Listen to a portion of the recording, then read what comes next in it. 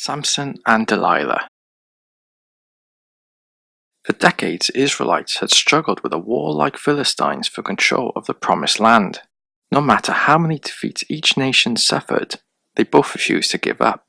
And even though Barak and Deborah had previously crushed the entire Philistine army, the Philistines had slowly regained their strength. Now Israel once again fell into Philistine hands. Yet God didn't entirely abandon the Israelites. He blessed the childless couple with a very special baby, Samson, sending an angel to tell them that one day he would stand up against the Philistines. The angel also warned the parents never to cut his hair. Samson grew into a tall and exceptionally strong young man, but when he fell in love with a Philistine girl, his mother and father were utterly dismayed. They didn't know that it was all part of God's plan, and begged Samson to reconsider, but the wedding plans continued. A grand wedding feast took place, with 30 Philistine guests of the bride invited. Everyone threw themselves into the celebrations, and Samson decided to add to the fun by asking a riddle.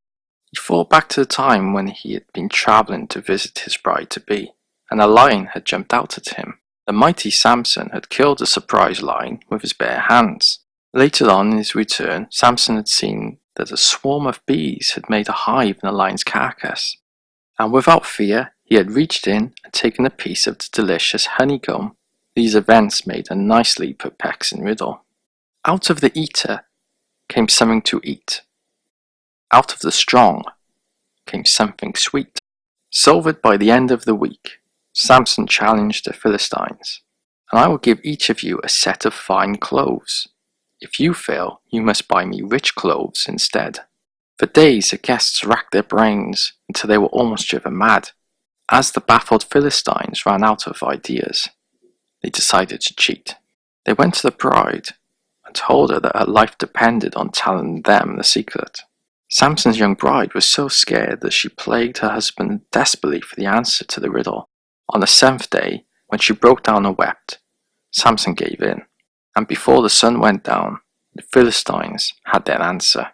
When Samson realized that he had been tricked by his guests, he was furious. He stormed over to the nearest Philistine town and killed 30 citizens.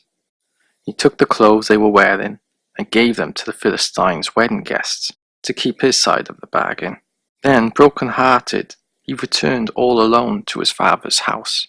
The Philistines turned on his sweetheart and her father and burnt them inside their house. Samson was grief-stricken. "I swear I shall not stop until I've taken my vengeance on the whole nation," he vowed solemnly. But first, he had to deal with the lynch mob who had arrived looking for him. Cunningly, he allowed the Israelites to tie his hands and lead him to the captors. There he broke free and seized a large jawbone that was lying at his feet.